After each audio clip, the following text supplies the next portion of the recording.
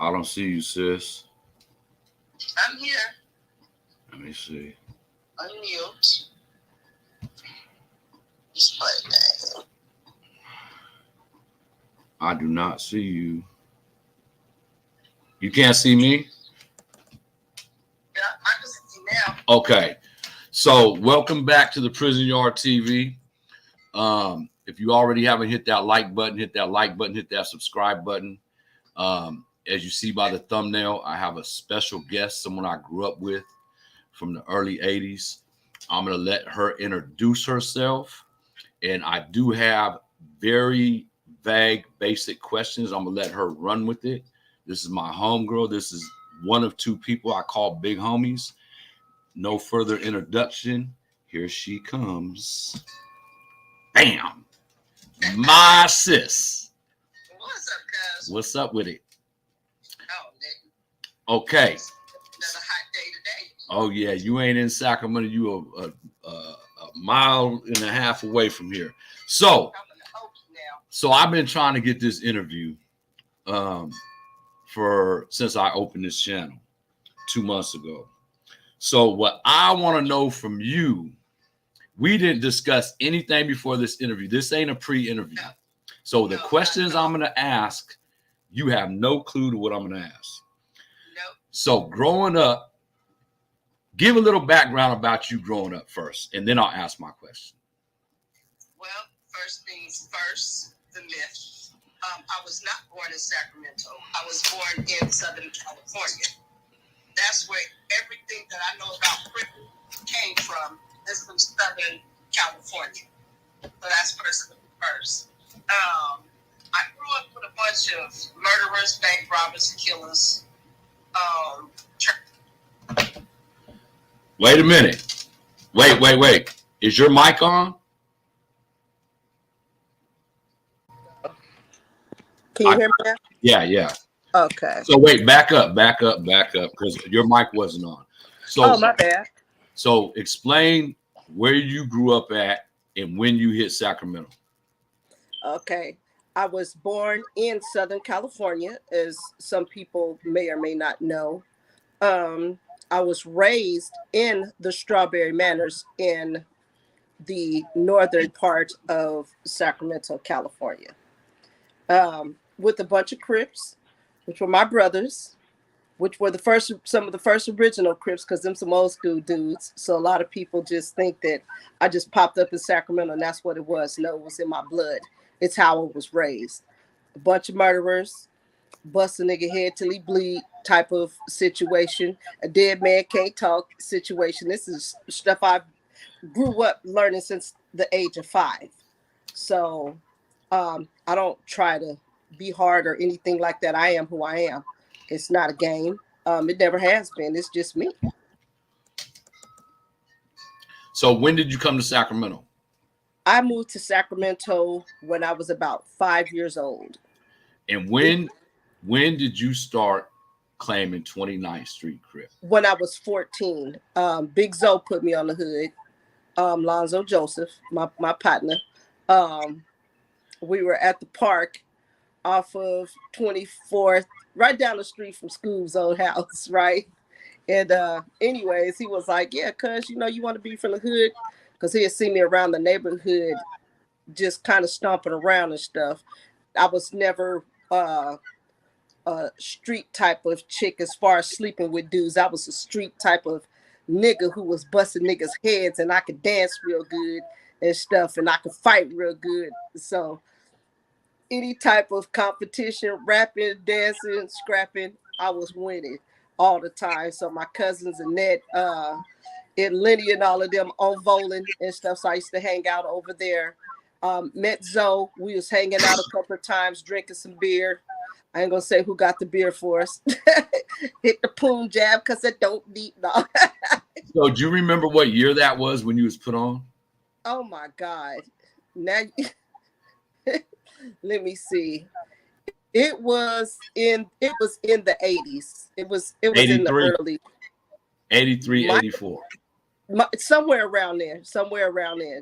And I remember I was 14 because me and Lonzo I had just turned 14, and Lonzo was like, "I'm gonna put you on." I said, "All right, cuz." So we getting ready to choke him, right? He said, "Nah, fuck that." He said, "Nah, you just from the hood, nigga. I am not about to fight you." So you're known to beat up dudes. Oh Um, yeah. everybody knows about you. So I met you in the summer, you and DeBar, your sister, in the summer of '84. And Mm-hmm. vividly, I remember we was playing basketball in 29th Street Apartments, and you and your sister came out, and one of you guys had black biker shorts on with a pink stripe on the side. And I, Probably. I was like, who was that? And I don't remember who. I think it was Andre Montu, maybe. He said, that's the homegirl. And I'm like, homegirl? Mm-hmm. And that's when I met you in 1984, the summer. So Yeah. since then, you have progressed into a successful woman. Oh yeah. And I want to let my viewers know what you're doing now. I don't know if you want to reveal where you're at, but we know you're not in California. But what are you doing now with your life? Insane. Well, right now I'm working on several projects, a book, a documentary, and a reentry program for people coming out of prison, displaced workers that need some help trying to get a job, trying to figure out how to get some money. I mentor young girls whenever I can to teach them self defense. I have a clothing line called Pink Gorilla Inc. And no, I do not live in California. You And have not for any specific reason. I just was tired of California, period. you're one step ahead of me because I'm tired of it too. So wait, your clothing line. It's Mm-hmm. been it's I've known about it for over a year now, Mm-hmm. and it's called Pink Gorilla Clothing Line. Uh-huh. Pink Gorilla Inc. It's a culture. Pink Gorilla Inc. Okay, but I want to get into the last time I seen you. We did a AWOL tour in Reno. I remember that.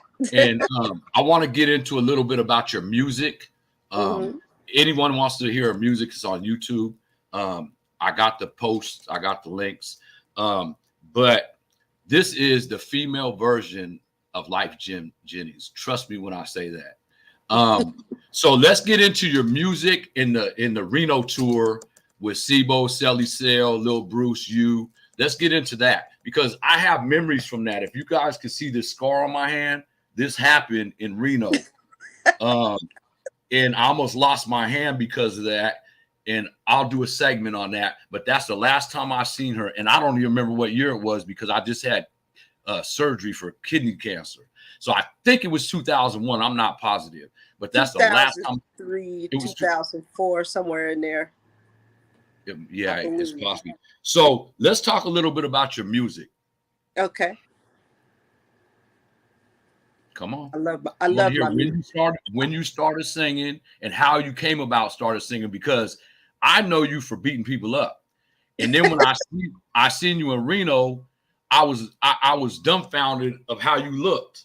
And, and I ran up to you to hug you, and 2 or 3 Muslim cats was about to kill me. They're like, you can't touch her. And I was like, wait. And then you stopped them. Do you remember that? I do remember that. And you look totally different from when I seen you beating people up. You was in a Absolutely. mini skirt. You was like, and I was like, oh my God. I thought you was the bar at first until you guys smiled. So let's get a little bit about how you got in the music industry and what your music's doing. And are you still writing? I am still writing. How I got into music is really funny. I've always been able to sing. The one person who knew that I could sing was Big Bread. Big Bread would come to 29th Street, come to my apartment, and I would be sitting in the window singing some Tina Marie. On a story winter's night. He'd be like, cuz I didn't know you could sing. And every time he'd come over there, he would make me sing that song to him. And nobody else really knew I could sing except for later on. My sister, of course, knew I could sing, but she didn't know I could sing. Yeah. So after I had been gangbanging for a while and stuff, I decided to not do that for my children's sake, because I decided I really needed to be a mom and try to do better by my children. Anywho, um, my father, Bill Spooner, he's not my biological dad, but Bill Spooner raised me, Bill Spooner from Oak Park. Mm-hmm. And so I was like, Dad, I can sing. He was like, for real? Well, he had a recording studio on Stockton Boulevard, I remember. but I had been trying to go to church and change my life around, right? Church people are ridiculous. So the church people would not let me lead one song, would let me write a song. And I'm like, I'm really good at this singing thing, right? Mm-hmm. But the lady who was there, she had a crackhead daughter, and she was like, this is going to keep her out of the streets. I'm like, oh, okay. Well, we'll let your crackhead daughter sing. So anyways, the whole church ended up just falling apart. So I said, well, I'm going to go write some music and sing about whatever the hell I want to sing about. So I went over to Crystal Clear Studio with Brian Porter, Big B. Uh-huh. And so while we were recording, he stopped in the middle of the song. He said, what are you making this music for? I said, I just want to hear what the fuck I'm singing about. And he thought it was just hilarious that I would spend this kind of money on studio time just to hear what I was singing about.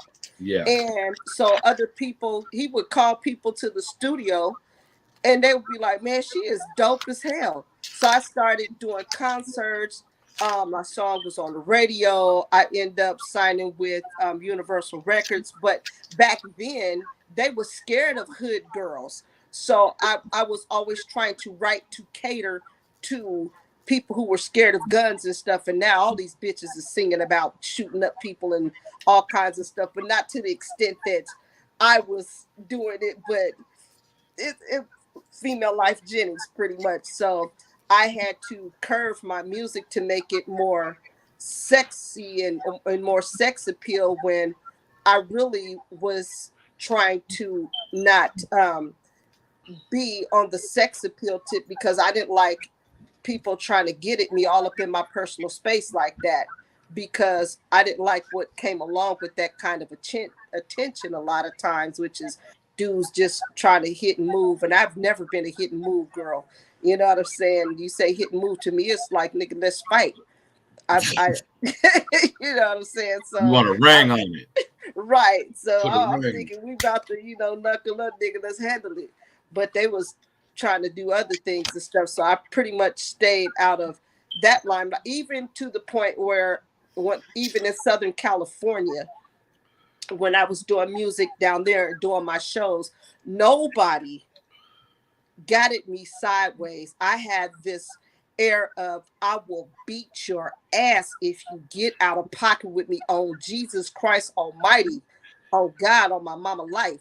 You come at me sideways or even think, because I know that Hollywood is a whole other ball game. They will chew you up and spit you the fuck back out so fast it'll make your head spin. I've Kid, never been a drug addict. I've never even smoked a damn cigarette. So I knew that I was not going to go to any of these parties where they had these things, even though I have a best friend. I'm not going to say his name, who he is. Everybody knows who he is. He's very well known. And we went to a party, but this was a regular party. And my goofy ass, I'm game goofy about a whole bunch of shit, but I pay attention to my surroundings. This uh, dude was called the Mattress King. I'm oh thinking, right. I'm yeah. thinking he done sold a hell of a lot of Posturepedics. No, That's hella fun. no, it gets even funnier. So I got on this badass outfit with this rhinestone bra. I'm just like, Isaiah Washington is in there. He trying to holler, and I'm just like, oh, you're the dude from TV. So my boy is like, no, come on, Sassy, let's go over there. My singer named Sassy. So we curve. So the dude who owns the house comes down in this robe, and he's like, oh, who was that? So he grabs me by the arm and stuff. I do have class and sophistication, so I know how to play my role in any situation, right? So it was a couple of cats there that were movie producers, that I know were movie producers, because I had just went and read for a role that for some program that they were trying to get off the ground. Anyways, that never that had never came to anything. So we're walking through here and stuff, and but my homeboys is like on my heels with me because they're like, if this bitch goes, she gonna whoop everybody in this damn house, right? They got So, so strippers, everything. So long story short, um, I left, and the dude was like, I would really like to see you again. I was like, nah, I don't think so, and stuff. And then especially when they told me what the Mattress King meant. yeah. So I was like, oh, you'll never get me in a mattress, sweetie. Not ever, I Okay. promise you. So I've been knowing you since we were kids. Mm-hmm. And I known you to give your all in whatever you do. Mm-hmm. Fighting, Cripette. You was the first Cripette from 29th Street. Let's get this straight for my viewers. She is the face of 29th Street. She's the queen of 29th Street. And her sister is Lil Insane. She's also the face. But James Smith, he goes by Jazzy. I still don't know who this cat is. He just put up a post. Can you see it? Yeah, I saw that earlier. And I've been trying to find out who this cat is because he's on my channel all the time. He says he knows everybody. So he's somebody because he knows everybody. He goes by Big Jazz. I don't know who he is, but I don't even know who his wife is. So who'd you knock out in 1988? Who didn't I knock out in 1988? Let's start there. I really don't want to put nobody's names on, but not that I will handle you right now, 2022, just so that you're aware. I do have dumbbells in all over my house, so I'm frequent with the fight. So I don't really want to put anybody's name on blast. Well, he put it out there. I remember him saying knocked out my wife in 1988 and saying got hands. That's not debatable. Everybody from Sacramento, from Oak Park, from Del Paso Heights to the Gardens to G Parkway, everyone knows that. I don't think a lot of people know the face and how cute and how demeaning that might be. Because if I seen you at a club and I didn't know you, I wouldn't think you could fight a lick. Especially when I seen you in Reno in that miniskirt, I was like, so you have an upper hand on a lot of people because of the way you and your sister look. Yeah. I have the same problem, and I had to go up against it in the pen.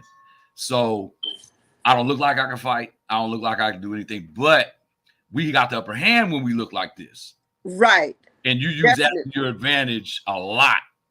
Absolutely. And I've seen it firsthand.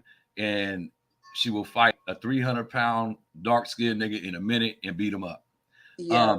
But I want to touch more about your helping the females, the youth, with upbringing, because everybody, a lot of people don't know, we come from single parent homes.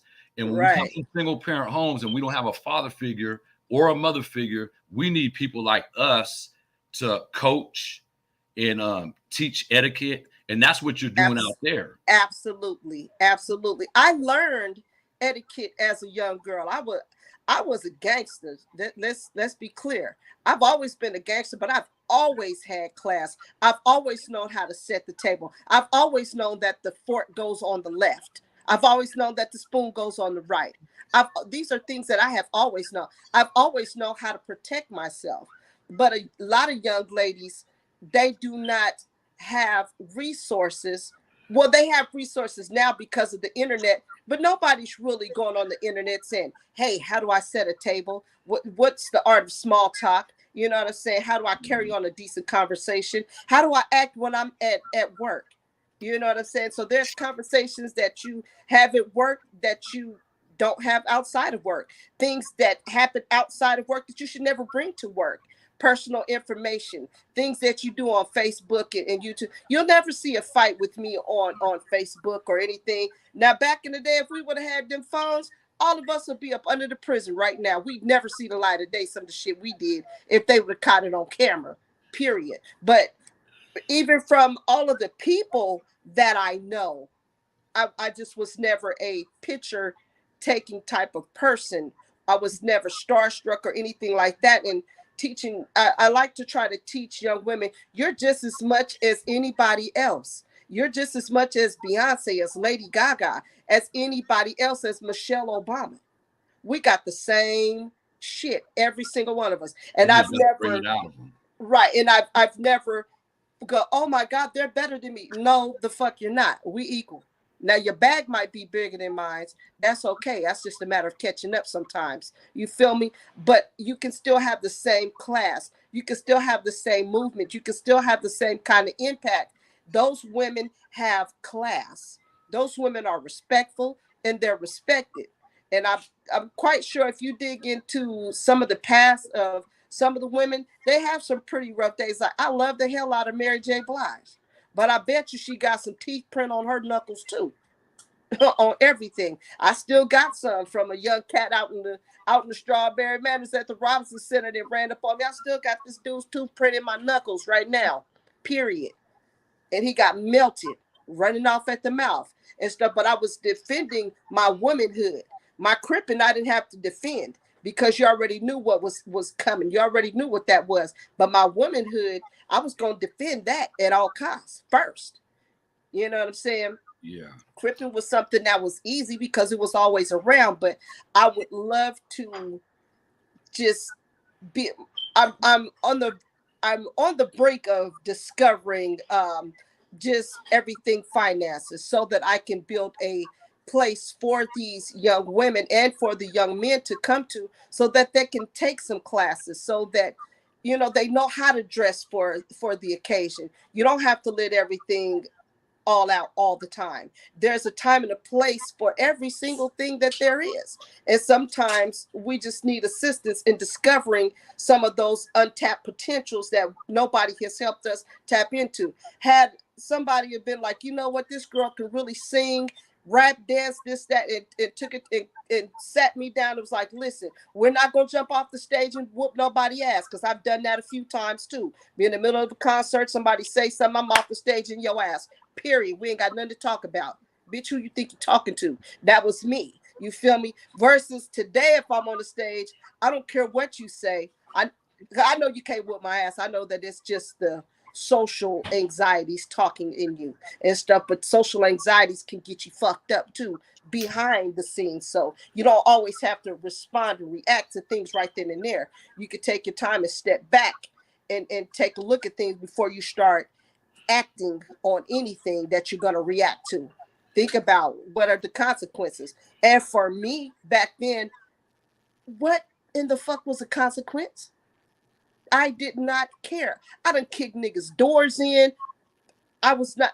My sister had to tell me one day. She was like, "Nigga, stop kicking people's doors in." I wasn't kicking people's doors in to rob them. I was kicking doors in, whooping their ass because they talk shit about me. Who the fuck does that? Apparently I do. So she was like, just because a person say they gonna whoop your ass, they might have just been scared, and that is just their backup. That's their safeguard. That's their weapon, is their mouth. Your weapon can get you fucked up because I'm an ignorant motherfucker. Well, I was back then. You know what I'm saying? So I had no wars in my mind about coming to get you. If that's what I was gonna do, I did it. I was in your house. I'm beating your ass. I didn't want to shoot you because, nigga, I could fight. So I'm going to embarrass you in front of your bitch in your house, nigga. I'm in your house, nigga. I'm in your shit. So what you do? I got two statements to make, or two questions. Mm-hmm. So fighting, and nowadays these kids out here aren't fighting at all. And on the internet saying they're not fighting, they're shooting. But I want to step back a minute. You said your sister, Deborah. You got some heart. We love shit out of you too, dog. So look, you made the change first. I picked her up and I just was enlightened on something. I didn't know that was your stepdad's studio over there on Stockton Boulevard. Because when she came home, she called me first. And she said she was on Stockton at the studio. And I went and scooped her up. And we rode around and talked for a long time. And she told me you was up there recording. And I was trying to help her because she just came home. And when did you and Deborah make a change? Because I know what she's doing now. And it's unbelievable to me what you told me the other day, what she's doing now, because I always looked at Deborah is somebody that was no nonsense and was going to be in the streets of California for the rest of her life, going back and forth. But what did you convince her, or did her mind convince her to make the change? She did that all on her own. What did she do?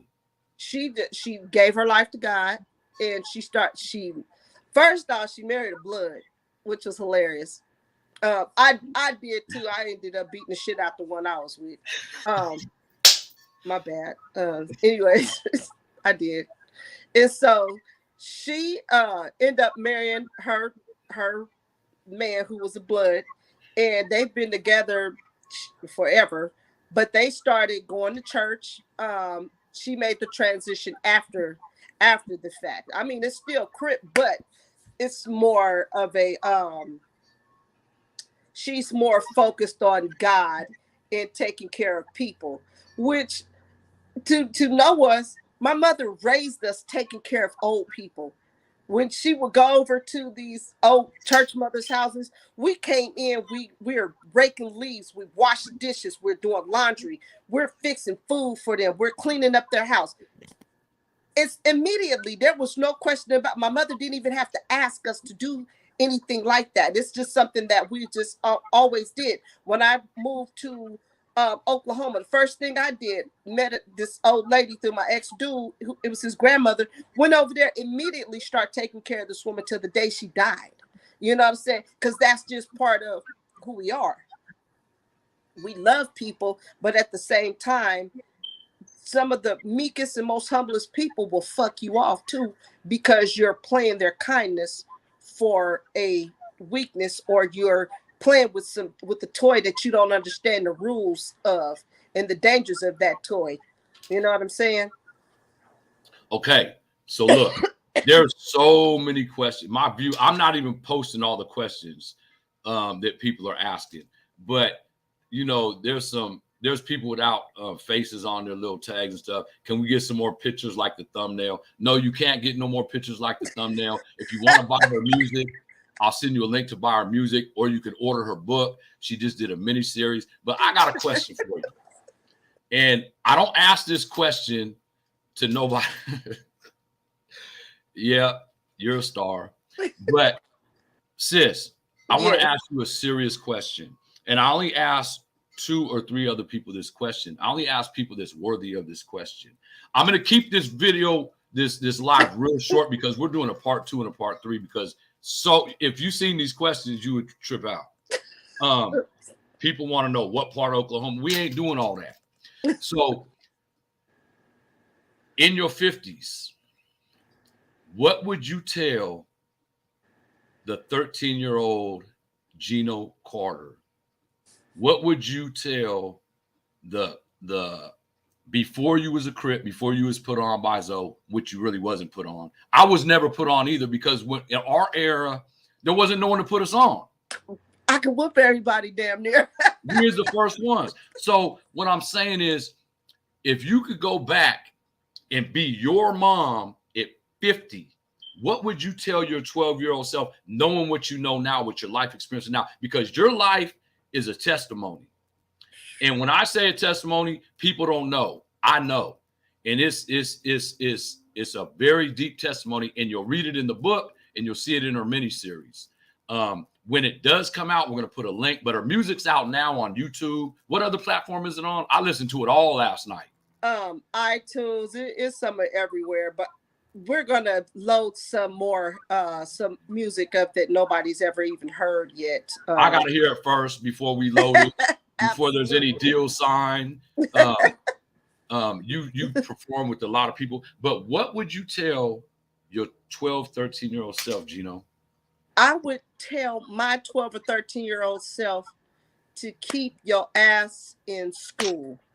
Bam. That's what I would. Okay, continue. Period. Keep your ass in school and learn everything that you can, and do not learn stuff for yourself. Don't trust everything at church that people are talking about, because people have misled us through church organizations, some of them not by their own, just out of ignorance. There was a misleading of the people. But sometimes mothers, pay attention to your daughters around these dudes at church. It used to be so many niggas trying to get at me at church. I'd be in the parking lot ready to scrap. I'm just like, yeah, come say that shit outside this church house. You know what I'm saying? So this is okay. You just touched on something we didn't talk about. Mm-hmm. So, you've been involved in several churches. I know you was a Muslim. Mm-hmm. I know you was a Christian. Mm-hmm. And that's all I know about. But you know, I was brought into the church in 1999. I was born and raised Catholic, and once someone opened my eyes to Christianity, it like showed me the truth about Catholic people. So I did read the Quran when I was cellies with one of our homeboys in Folsom, and so I've touched a few different denominations of God, and we're gonna do a segment about this because I want to keep it short. But what do you believe? Do you believe there's a higher power? I do believe that there's a higher power. I believe that there is a God that is within us that we take for granted. We take the God inside of us so for granted till we miss opportunities because of that. And we look past the God by searching for a mystery. I do believe that the universe as a whole is a God. Protons, neutrons, and electrons, scientifically, of course.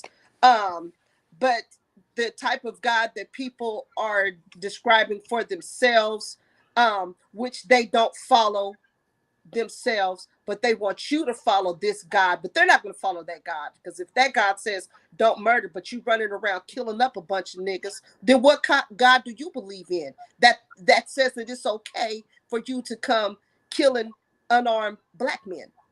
What kind of God is that you're serving? Is it the same one that's in that book that you keep handing everybody? This is the good book. Obey this, nigga. You ain't obeying it. What the fuck? So I do believe it. I believe that there's a black man that's a God, a Mexican man that's a God, a white man that's a God. God is within. And I do love, I promise you, I love going to church, beating on the tambourine and joining in. To me, that's just a bunch of really amazing energy. So yeah, when you pray, things happen. You have all these vibrations. How could something great not happen when everybody's on the same accord? So I believe that vibe you're talking about, and Mm-hmm. I fully believe this with every ounce of energy that's in my body. I believe that vibe you're talking about is the Holy Spirit. And, It could be. It we'll could talk. be. We'll talk about this offline. I had an experience, and nothing could tell me different that there is a God, and there is a Holy Spirit. I believe that. I believe that with all my heart. I don't supposed to be here right now at all, but God has a purpose for me, and I don't know. No, I won't get into that. I don't want to talk about that right now. But so your message to your 12, 13-year-old self will be go to school and not trust men. And not, I'm not saying not trust men. I You trust me? Man, you my nigga, of course. Just find yourself. If you want to go to church, don't go to church because of what somebody else says. Find out in that Bible things that apply to you. Learn it for yourself. Study to show thyself approved. Study for yourself. Don't let anybody just tell you anything about Christianity or Islam. I think both of them are amazing religions. I've learned so much from both of them. The intelligence of Islam is dynamic. It's awesome. It's what has calmed my anger. Think 5 times before you speak. Why are you saying this to that person? What are you trying to get out of saying this to that person? Is it going to hurt that person? How's it going to affect them? So you have, that's why I never really went around and threatened people. I scheduled ass whoopings for them. Hey, bruh, when I see you next week, I'm beating your ass. That was promises that I would make to people. And, Yeah. and I would schedule it in my mind, not written down. You know what I'm saying? Because that's who I was and stuff. So now I'm learning to not, I don't even deal with people like I used to back in the day because people do just talk. But I would tell my 12-year-old self to still stay protected. You know what I'm saying? But I would change nothing, not one fucking thing about my life. From getting kidnapped, raped, strangled damn near to death, from going to jail facing 25 to life for attempted murder. I wouldn't change one fucking thing because it would take away from the woman that I am today. It would take away the children that I bore. You feel me? And I love my children. I don't give a fuck how fucked up, how great they are, or how bad they are. They're my children. But they're doing good They're doing good. because They're they have doing a very great good. leader. They have a great leader to look up to. Absolutely, they do. And you're hands on with your children. They're not children anymore, No, but they're not. you're hands on. And sis, I love you. I respect you. Do you want to say anything to my viewers in closing? This is part one. Man, I can't even read all these comments. I'm not going to put them all up there, but I'll share I them with you. love all of y'all, and I do love California. I miss California, but if I'd have stayed in California, I probably would have been locked up or dead. Seriously, that was rough. So I know the answer to this, but this dude keeps posting this. Are you married? No, I am not married. You don't want to be married, do you? You know, I have to ask. I didn't mean to say that. I didn't mean to say that because this guy is very. He said it like 7 times. He's asking are you married, and he's from L.A. She's off limits. She's not available right now from nobody from California. I'm saying that. I'm coming out there to see her in October.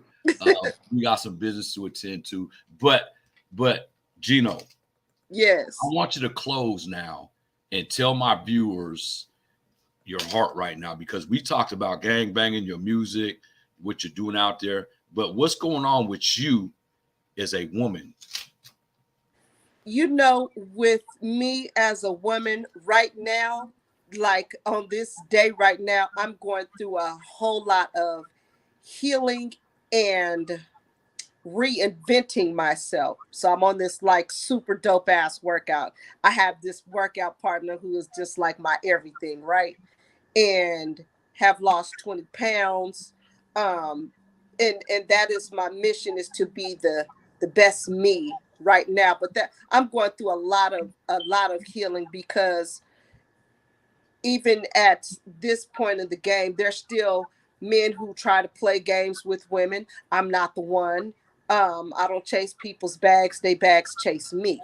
You feel me? I have my own money and everything. And sometimes people tend to gravitate towards the wrong thing when it comes to women like myself. But right now I'm doing a lot of healing and just getting my body into the best shape that I could ever possibly get it into and stuff. So because I am still doing music, because when I step out on the stage, whether I'm speaking or singing, I just want to kill shit.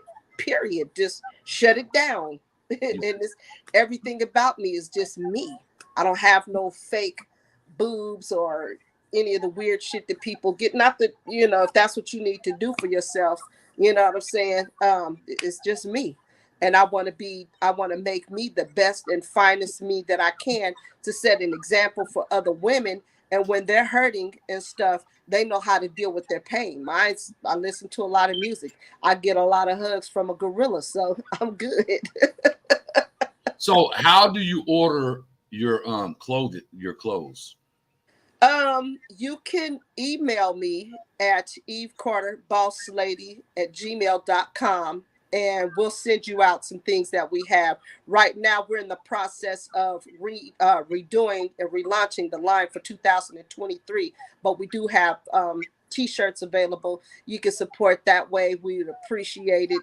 All of the support that we can get from people and stuff. And you know, gang banging is not a black and white thing. It's a culture thing. And that's what people have to understand. It's never been about black and white. It's always been a culture thing. It's a hood thing, mainly. It's a family thing and stuff. And so, and just like people think, oh, you know, when you gang bang and people just throw you away. No, I have homeboys that I take care of, homeboys that call me, you know what I'm saying, that love on me, that I love on them and stuff. And it's a respect thing. I've never really been one to run around dissing people. I don't have to do that. I can just beat your ass. I have to really play with too many words. You know, I have two hands. So, so do you want to give my viewers your Instagram or Facebook or both? You know, I'm rarely on Instagram. You can find me on, probably the quickest way to find me is Everything Lifelike on my TikTok page and stuff. You'll see me on there. In your clothing line, your clothing line's on there. I'll put some stuff up within the next 24 hours where people can start ordering shirts on my Everything Lifelike TikTok page and stuff. And then I'll shoot some stuff out your way so that you can have it on your page as well and stuff. So I do appreciate the support and the love and all of the good stuff that comes along with this. So Juju V, I sent you a message to the email you got posted. Hit me, bro. Would love to get at you. Oh, so you got people already asking about your clothes, but her music. So I haven't read the book. I'm not even asking about the book. I know about the miniseries, and the miniseries is to the book, but her music, and you know, I've been in the music industry a long time, since 1993, but her music, I can't put enough on her music. You guys might want to go to YouTube and check it out. I got her. What's your album called again? Which one? Ringmaster. Ringmaster. So you guys might want to check out Ringmaster and check out the songs on that album. When I say she's a female Life Jennings, I'm not putting a 10 on it. Check out her email and go. Please listen to this music. She got new music coming now. Sis, I'm gonna call you in a little while. I love you. Love you too. We were over 2 minutes and 13 seconds. We're gonna do a part 2. I don't know when. We still got to discuss some things. Now, all my interviews are on the fly. I don't do pre-interviews, so everything you hear me asking this woman or any one of my interviews is off the fly. I don't do pre-interviews. I don't tell them what questions I'm going to ask, and they don't tell me what they're going to say. So everything is live and very authentic. This woman is the most authentic woman I know. She comes from my neighborhood. We love you, Insane. I don't even know if you go by Insane no more, because you keep telling me Chino and Miss Sassy. Her singing name is Miss Mizz Sassy Carter, right? Yeah, Mizzassy Carter. Miz, 1 Z. We don't do 2 Z's around here. No. All right, love you, cuz. We'll holler in a minute. I want to close with telling my viewers that that my viewers that please support this woman. She's out of state. She's been out of state for a while. She is the big homie from 29th Street. And we love her. She got a lot of stuff going on. She's a successful woman. She got her clothing line. She got her music. She got her book and her mini series. Her mini series is going to shock the world. Trust me when I say that. She puts her all in everything she does. If you guys want to support her, she gave you her email. Anything that comes in today is going to her through my Cash App or my Venmo. I give everything away to my viewers when they do a interview on here. So everything that comes in goes straight to them. So we love you guys. Stay blessed. Stay strong, and tell the people you love them. We'll see you again tomorrow. I believe we're going to have Mark Bowers, the author, on here tomorrow. I don't know what time yet. He's in New Jersey. His time is a little, I take that back. He's in Atlanta. He's from New Jersey, and their time difference is a little bit different than ours. He's at a halfway house. He just did 20 years. He got 5 books out. The thumbnail's on there. I just don't know what hour he's coming on. Stay blessed. If you haven't already subscribed and hit that like button, please hit that like button. It's helping this channel out. And please subscribe and share.